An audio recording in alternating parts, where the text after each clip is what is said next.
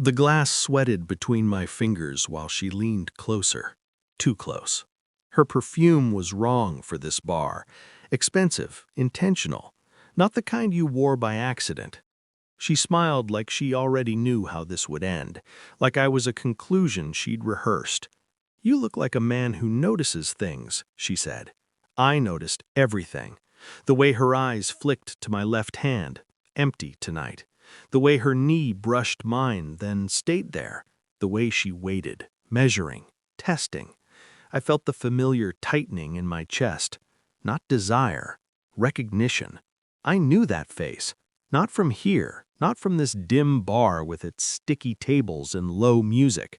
From a fluorescent-lit hallway. From whispered conversations behind closed doors. From a conference room where my future had been quietly dismantled and reassembled. She took a sip of her drink, watched me watch her. "Do you come here often?" she asked. I smiled, just enough. "No," I said, "but I think you do." A flicker, gone as soon as it appeared. That was when I knew. My wife had hired her, and my wife was already too late. I didn't go home that night with guilt on my skin or lipstick on my collar. I went home with a plan, unfolding in perfect silence. My wife was waiting on the couch, phone in hand, pretending not to watch me walk in. "You're late," she said. Traffic, the oldest lie. She nodded like she'd expected it, like she'd written the line herself. I kissed her forehead, felt nothing. For months, something had been off, not the obvious signs, no secret calls, no unexplained absences. It was subtler, more surgical. She'd started asking questions that sounded innocent, hypothetical, casual. "Would you ever cheat? Do you believe people can change? What would you do if you found out someone betrayed you?" I answered carefully, always carefully. What she didn't know was that betrayal has a smell, and once you've learned it, you never forget. The woman at the bar wasn't just bait. She was a message, a test, a trap meant to give my wife moral high ground she didn't yet have. What my wife also didn't know was that I'd already stepped outside the marriage, not into another bed, but into a strategy.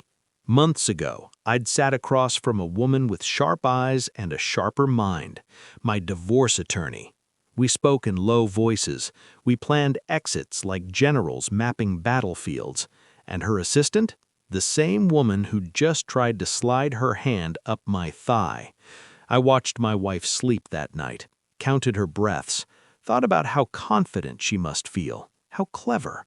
I almost admired it. Almost. I let the game continue. I returned to the bar 2 nights later, alone, on purpose. She was there. Of course she was.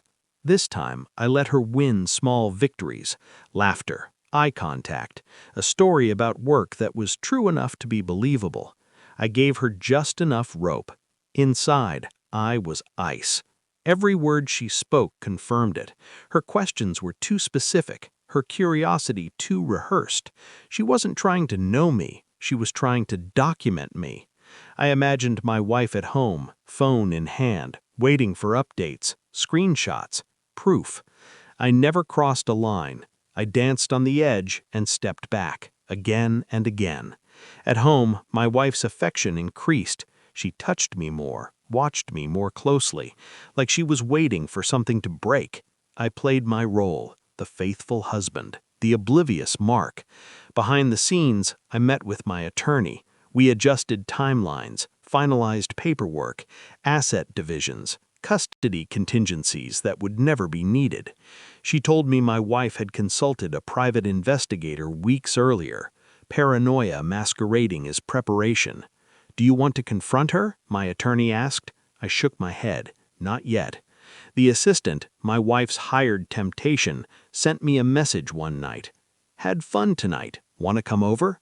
I stared at the screen, then forwarded it, not to my wife, to my attorney. We both knew what came next. The next morning, my wife sat across from me at the kitchen table, calm, smug almost. "We need to talk," she said.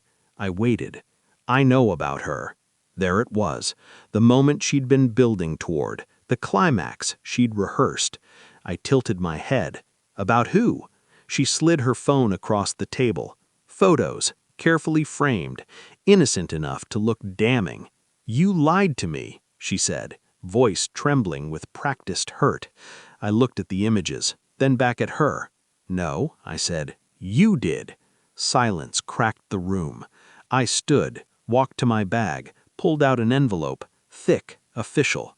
Her face changed as I placed it between us. Inside were contracts, messages, a sworn statement from the assistant, dates, payments, instructions, and a business card. My divorce attorney's. She works for me, I said quietly, or rather, worked. My wife's mouth opened, closed. Her hands shook. I knew the moment she sat down, I continued. You should have hired better help. She broke then. Tears, denial, anger crashing together. I felt nothing.